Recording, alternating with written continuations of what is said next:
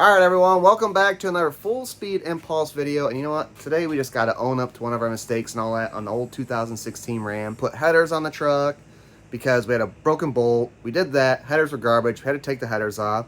Put the stock manifolds back on. And I realized like later in that video I did talk about possibly like resurfacing your manifolds or just putting new manifolds on a little bit. But we didn't do that because honestly I didn't think at the time when we installed everything, I didn't think that they really warped that bad. It was honestly just, a learner's mistake. Like, I really just didn't think that it was something that, warped that bad. And all we had to do is lay this thing on a flat surface and we would have known right away. So I'm telling you guys right now, don't even mess. Go, it was $117 with the gasket. Not the bolts, just the gasket and the manifold. That was brand new, Advanced Auto Parts and all that. And I think the passenger side is a little bit more expensive. They were out of stock on the passenger, which we are going to purchase. But right now, our driver's side is really causing us some headaches. It's heating up, and it sounds horrible again. And I'm just so tired of just fishing these exhaust leaks and trying to get them done. Like, I just want this truck to run good and sound good. So I'm going to show you guys real quick the old manifolds, and that's going to be all really in the video. You don't need an install video because my previous videos do cover that pretty well. So here's our old manifold, new manifold, and you could just hear the rocking on this one. No bueno. And this one's solid. So, and we've moved them all around and all that. I'll even, I guess, prove it to you guys. We'll put this one, I want to be kind of gentle, right here.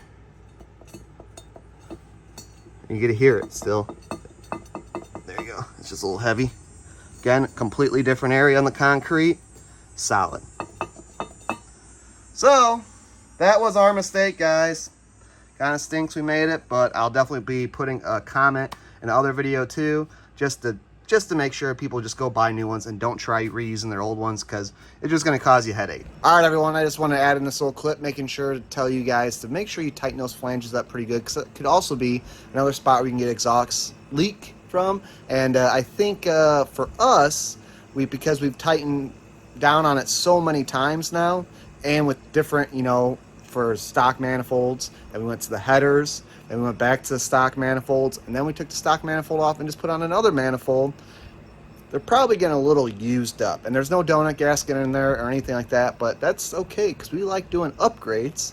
And I think what we're gonna do, probably closer to the winter time, is that they make a nice cool system for the Rams and a Y pipe system. Still have the catalytic converters because we are in a emission tested place, and that's okay, no big deal. We're not looking for big gains or anything like that, and really you're not going to get that just removing the catalytic converters.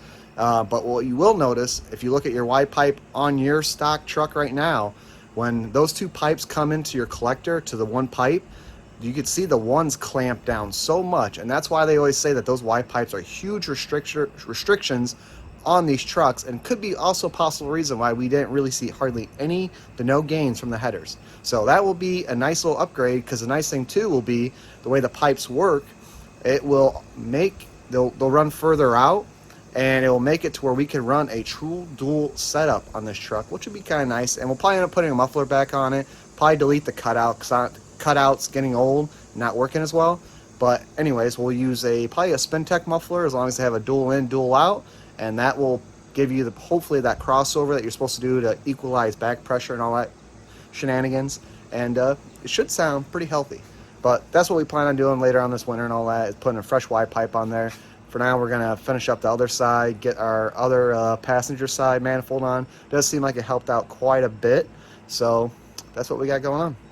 All right, so when we initially put these manifolds on, they did work.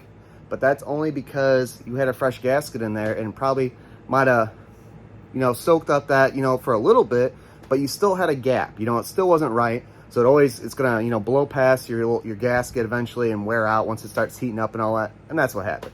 So and that's the thing. Like, we're still putting stress on these bolts even more, still trying to tighten them down to get everything to, be proper. So no bueno.